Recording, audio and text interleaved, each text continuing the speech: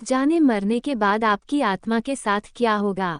कल्पनाओं से भरे इस सवाल का जवाब कहीं और नहीं, बल्कि हमारे धर्म शास्त्रों में से एक गरुड़ पुराण में दिया गया है, जिसमें बताया गया है कि जिस समय किसी की मृत्यु होने वाली होती है, उस समय वो बोलने की बहुत कोशिश करता है, लेकिन बोल नहीं पाता। कहा तो यह भी जाता है कि बढ़ते समय के साथ उनकी बोलने, सुनने की शक्ति खत्म होती जाती है, और उस समय शरीर से अंगूठे के बराबर आत्मा निकलती है, जिसे कोई और नहीं बल्कि खुद यमदूत पकड़कर यमलोक ले जाते हैं।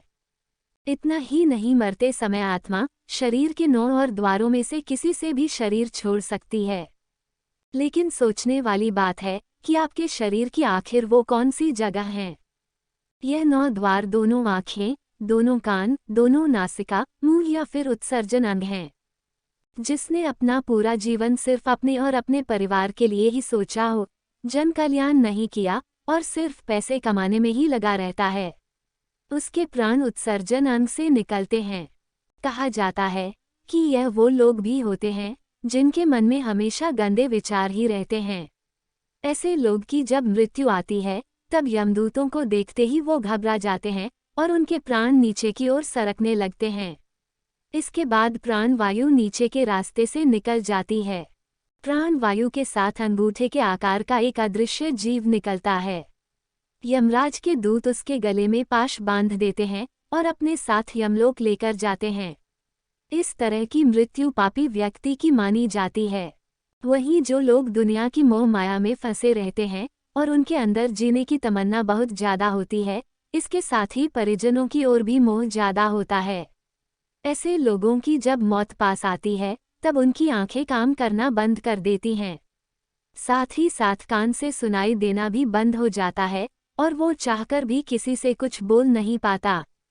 ऐसे लोग परिवार से जुड़े मोह के धागों के चलते अपने प्राण नहीं छोड़ना चाहते, जिसके बाद यमराज के दूतों को आंखों से बलपूर्वक उनके प्राण निकालने पड़ते हैं, जिसकी वजह से उनकी आंखें उलट जाती हैं।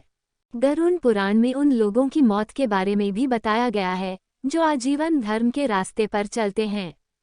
आपने कई बार देखा होगा कि मौत के बाद कई शव के मुंह टेढ़े हो जाते हैं। बता दें, ऐसा उन लोगों के साथ होता है जिनके प्राण मुंह से निकलते हैं। इसको बहुत ही शुभ माना जाता है। इसके साथ ही इन लोगों को यमलोक में कष्ट नहीं भोगना पड़ता। वहीं शास्त्रों में नाक से प्राणों का निकलना भी बहुत शुभ बताया गया है। गरुड़ पुराण के मुताबिक इस तरह से उन्हीं लोगों के प्राण निकलते हैं जिन्होंने परिवार में रहते हुए सारे फर्ज निभाए हों और मन को वैरागी भी बना लिया हो। वहीं अगर हम मौत से पहले की बात करें तो बता दें, उससे पहले आत्मा शरीर से निकलकर कुछ देर तक बेहोशी की हालत में रहती है।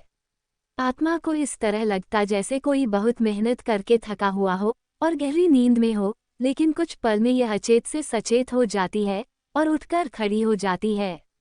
और जब शरीर से आत्मा निकलती है, तब शरीर को कुछ समय तक कुछ पता ही नहीं चलता है कि वह शरीर से अलग है।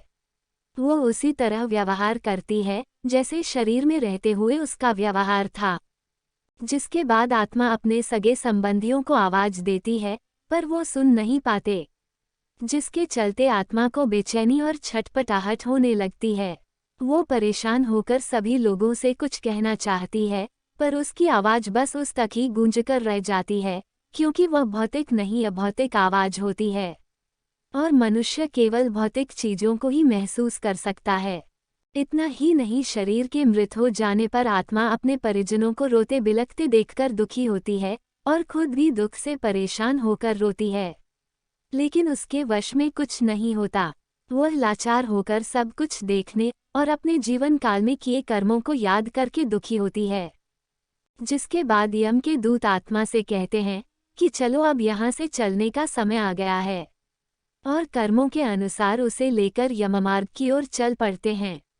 इतनी ही नहीं, मौत के आगे के सफर के बारे में भी गरुड़ पुराण में बताया गया है। कहा जाता है कि मृत्यु के बाद मनुष्य के कर्मों के हिसाब उसे स्वर्ग या नरक मिलता है।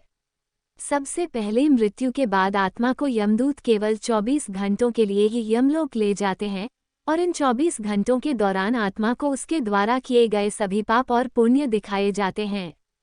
इसके बाद उस आत्मा को फिर से वहीं छोड़ दिया जाता है जहां उसने अपने प्राणों का त्याग किया था, और अगले 13 दिनों तक आत्मा वहीं रहती है।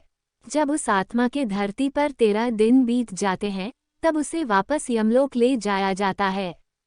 यही नहीं, मृत्यु के बाद जीवात्मा को यमलोक के मार्ग में कई तरह की बाधाओं का सामना करना पड़ता है। जो अच्छी आत्माएं होती हैं, उन्हें इस बाधाओं से कोई फर्क नहीं पड़ता। वहीं बुरी आत्माओं को कई प्रकार की यातनाओं का सामना करना पड़ता है।